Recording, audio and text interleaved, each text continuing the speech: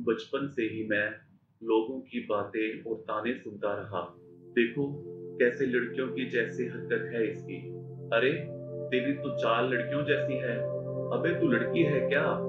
यहाँ तक कि कुछ लोग तो मुझे जनाना और छक्का भी बोल देते।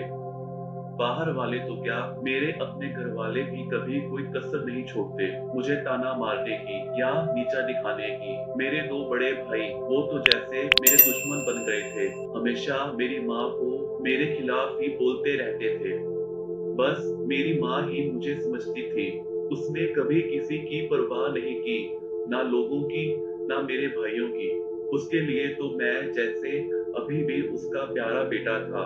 एक बारी मेरा भाई गुस्से में रात को शराब पीकर आया और आते ही मेरी माँ से बोलने लगा, आज तेरे दीपू की वजह से मैं अपने दोस्तों में मजाक का कारण बन गया। लोग तरह तरह की बातें करते हैं इसके बारे में। मैं इसे और बर्दाश्त नहीं कर सकता। अब या तो ये इस घर में रहेगा या मैं। मेरा दूसरा भाई भी बोलने लगा, हाँ हाँ माँ, मैं भी नहीं रह सकता अब इसके साथ। मुझे तो शर्म आती है जब ये कहीं बाहर मेरे साथ जाता है। लोग मुड़ मुड़ कर इसे देखते हैं। मैं भी इसके साथ नहीं रहना चाहता। मेरा बड़ा भाई आया और मेरी माँ पकड़ के बोला, निकल जा घर से बाहर। मेरी माँ हम दोनों के बीच में आ गई और कहने लगी, अगर ये जाएगा तो मैं भी इसके साथ जाऊंगी। तो मेरा भाई कहने लगा, हाँ तू भी जा सकती है इसके साथ। नौबत हाथापाई तक आ गई। उसने मेरी माँ को भी धक्का दिया तो मुझसे बर्दाश्त नहीं हुआ। मेरे हाथों में कांच के पानी का जग आ गया। मैंने वही उसके सर पे दे मारा। उसे काफी चोट आई। वो वहीं गिर गया। उसके सर से खून बहने लगा तो मेरी माँ ने कहा, तू अभी घर से भाग जा, नहीं तो ये दोनों भाई तुझे छोड़ेंगे नहीं। मैं डर गया था और मैं घर से भाग गया। घर से भागने के बाद मैं सारी रात सड़कों पर भटकता रहा। कहाँ जाऊं कहाँ ना जाऊं। मैं भटकता भटकता रेलवे स्टेशन पहुंच गया और जो ट्रेन सामने मिली उस पर चढ़ गया। सारी रात मैं ट्रेन पर बैठा रहा और पता भी नहीं था कि ट्रेन कहाँ जा रही है। सुबह जब किसी स्टेशन पर गाड़ी रुकी तो मेरी नींद खुली। खिड़की से झांक कर देखा तो थाने स्टेशन था। इतने में टीटी आया और सबसे टिकट दिखाने के लिए बोलने लगा। एक पैसेंजर के पास टिकट नहीं थी तो वो उसे गुस्से में बोलने लगा और पुलिस को बुला लिया। मैं घबरा गया और वहीं उसी स्टेशन पर उतर गया। स्टेशन से बाहर आया तो भूख के मारे मेरी जान निकल रही थी। सामने एक ढाबा दिखा तो वहीं जाकर बैठ गया। एक मेरी ही उम्र का लड़का जो वहां काम करता था मेरे पास आया। कहने लगा, हाँ जी क्या खाओगे आप? मैंने दाल रोटी मंगवा ली तो वो लाने के लिए चला गया। मैं उसे काम करते हुए देख रहा था और सोच रहा था कि अगर इसे पता चल गया कि मेरे पास पैसे नहीं हैं तो ये तो मुझसे पता नहीं क्या क्या काम करवाएगा। खैर वो खाना लेकर आया और मैं चुपचाप खाने लगा। खाना खाते खाते मुझे माँ की याद आ रही थी तो मैं खाना खाते खाते रोने लगा।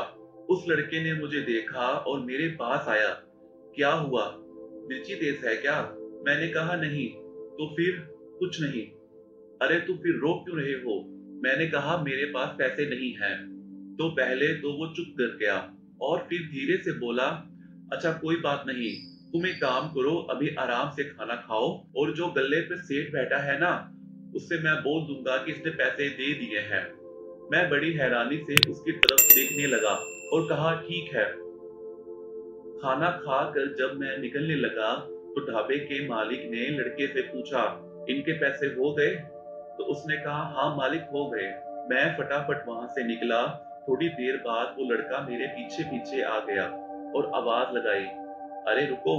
तो मैंने पीछे मुड़कर देखा और वहीं रुक गया। वो पास आकर बोला, वाह बेटा, बड़े आराम से खाना खा लिया और एक बार थैंक यू भी नहीं बोला।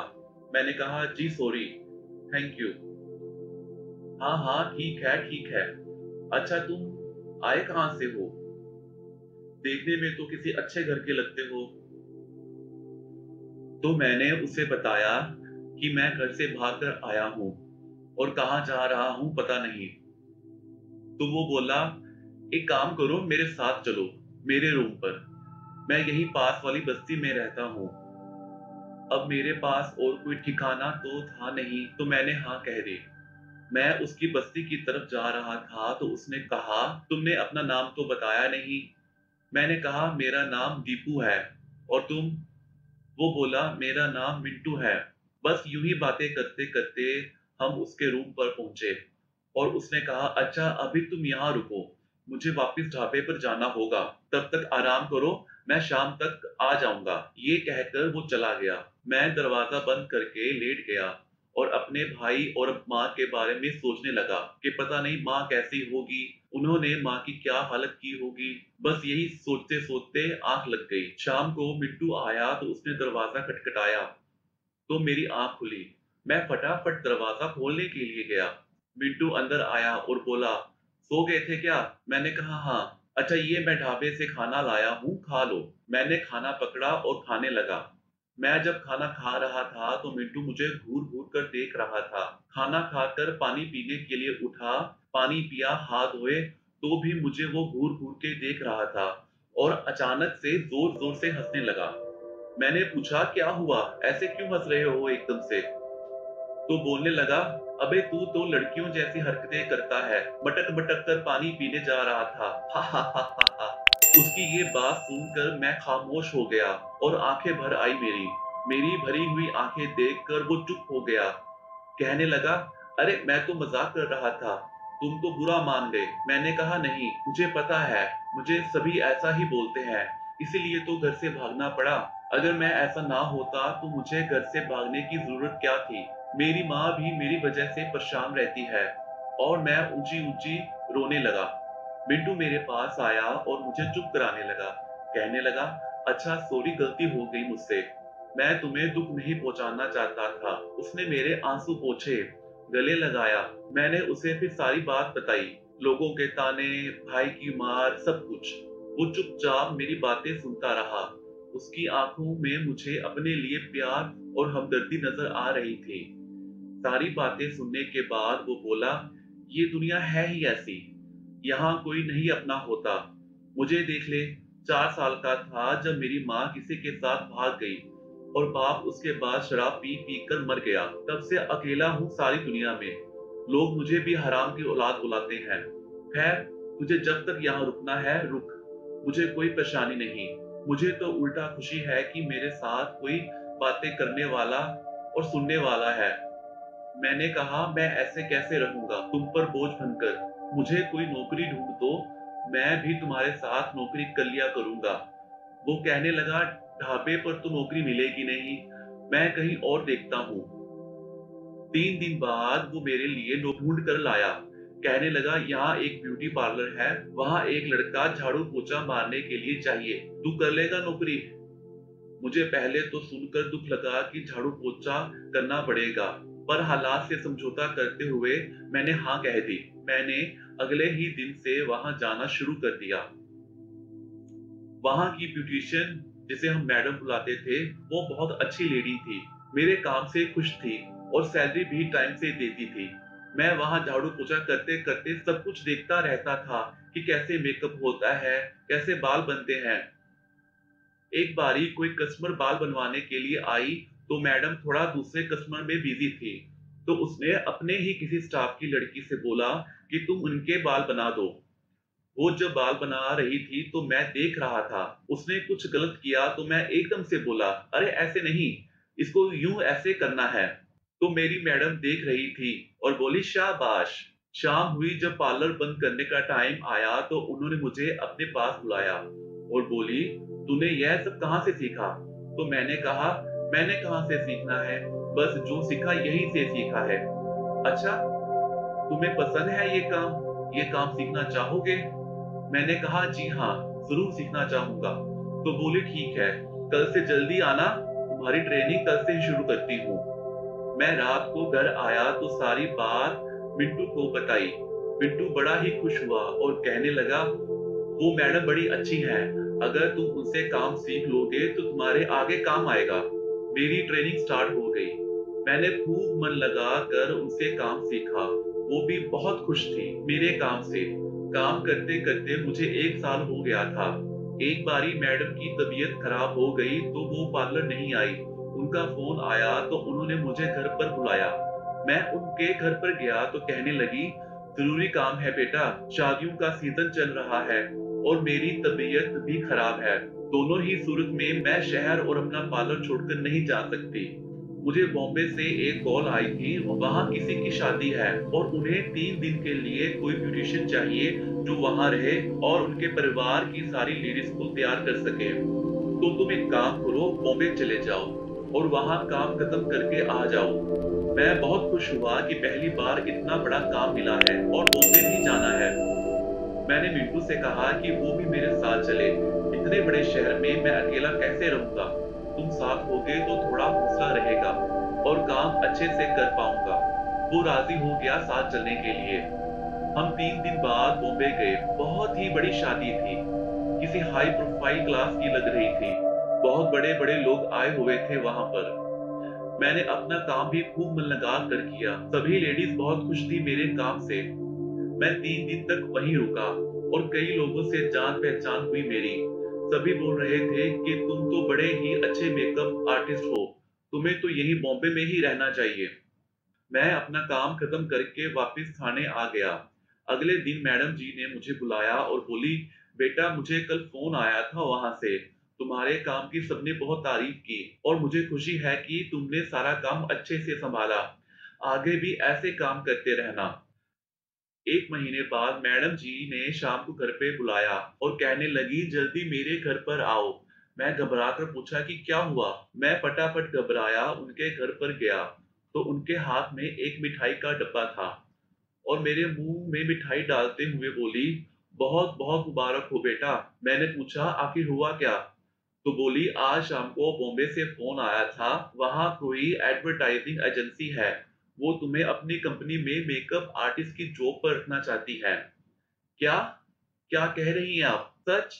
हाँ बेटा हाँ। भगवान तुझे बहुत खुश रखे, तू दिन दुगनी रात चुगनी तरक्की करता रहे। जा बेटा, अपनी नौकरी संभाल जाकर वहां। उन्होंने 1 तारीख से बुलाया है तुझे। मैं खुशी खुशी ये बात सबसे पहले मिंटू को बताना चाहता था। मैंने मिठाई का डब्बा लिया और जल्दी से घर गया। मिंटू, मिंटू कहाँ हो तुम? मिंटू बोला, हाँ ये रहा। क्या हुआ, बड़े खुश लग रहे हो तुम। मैंने कहा, बात ही ऐसी है, तुम भी सुनोगे तो खुशी से पागल हो जाओगे। अरे हुआ क्या, बताओ तो सही। तो मैंने सारी बात उसे बताई। पर ये क्या, वो खुश होने की बजाय उसकी आंखों में आंसू आ गए। मैंने पूछा, क्या हुआ मिंटू, तुम्हारी आंखों में आंसू? तो बोला, कुछ नहीं। अरे बताओ ना, तुम खुश नहीं कि मुझे इतनी बड़ी जॉब मिली है? अरे नहीं, वो बात नहीं है। मैं तो सोच रहा था कि अब तुम चले जाओगे और मैं फिर से अकेला हो जाऊंगा। तो मैंने मिट्टू से कहा, तुमने ये कैसे सोच लिया कि मैं अकेला ही वहां जाऊंगा? नहीं मिंटू, अगर मैं वहां जाऊंगा तो तुम्हारे साथ। मैं तुम्हें कैसे छोड़ सकता हूँ? तुम्हारी ही वजह से मैं आज यहाँ तक पहुंचा हूँ। तुम ना होते तो मेरा क्या होता? तुमने ही मुझे उस समय सहारा दिया जब सब ने मुझे छोड़ दिया था। मैं तो तुम्हारे बिना अब जीना नहीं चाहता। और ये कहते कहते मैं उसके गले लग गया। उसने भी मुझे कसकर गले से लगा लिया और रोते रोते हम दोनों भावनाओं के उबलते दरिया में बह गए। सुबह हुई। मिंटू उठा, मेरी तरफ देखा, प्यार से सर पर हाथ फेरा, चूमा और उठकर चला गया। आज की सुबह कितनी हसीन लग रही थी। ऐसा लग रहा है जैसे सब कुछ मिल गया। अच्छी नौकरी, घर, मिंटू जैसा हमसफर जिसने दुख सुख में हमेशा मेरा साथ निभाया। हम दोनों बॉम्बे पहुंचे और मैंने अपनी नई जिंदगी की शुरुआत कर दी। भगवान ने जैसे मेरी झोली सारी खुशियों से भर दी थी। यहाँ इतने बड़े शहर में किसी ने कभी मुझे छक्का या जनाना नहीं कहा। सबको मेरे काम से मतलब था। अब सब कुछ मेरे पास था, गाड़ी, घर, पैसा। तो मैंने सोचा, चलो जाकर माँ को ले आऊं और उन्हें अपने साथ रखूंगा। जब एक दिन मैं माँ को लेने गया तो मेरे ठाट बाट देखकर मेरे भाइयों की तो जैसे आंखें फटी की फटी रह गई। मेरी माँ मुझे देखकर पागलों की तरह चूमने लगी। मुझे बार बार चूम रही थी और रो रही थी। माँ का और घर का बिगड़ा हुआ फटीचर हाल देखकर मुझे सब समझ में आ गया था कि मेरे पीछे मेरे भाइयों ने मेरी माँ के साथ क्या सलूक किया होगा। मैंने माँ से कहा, माँ मैं तुझे लेने आया हूँ। तुम अब मेरे साथ मेरे घर पर रहोगी। मेरी माँ ने रोते रोते अपना सामान बांधना शुरू किया और मेरे साथ निकलने लगी। बोली, एक मिनट बेटा, तेरे भाइयों से मैं एक एक आखिरी बात बोल दूं। माँ पीछे मुड़ी और गली में खड़े होकर सबके सामने ऊंची ऊंची बोली, देख लो तुम सब, और देख लो ये मेरे दोनों नालायक बेटे भी, और तुम सब इस बात का फैसला करो, ये असली मर्द कौन है। ये दीपू, जिसने अपनी मेहनत से सारा कुछ पाया और अब अपनी माँ को लेने आया है और माँ की सेवा कर रहा है, या फिर ये दो नालायक जिन्होंने सारा कुछ गवा दिया, घर की एक एक चीज बेच दी और रोज माँ को मारते थे, उसे भूखा रखते थे। मेरे दोनों भाई सर नीचा करके खड़े रहे और गली मोहल्ले वाले भी। दोस्तों, असली मर्द सच में वही है जो मुश्किलों का सामना डटकर करे, अपनी जिम्मेदारियों को निभाए और अपने फर्ज को पूरा करे, और किसी की परवाह ना करते हुए अपने सपनों को पूरा करके जिंदगी में आगे बढ़ता चले। धन्यवाद।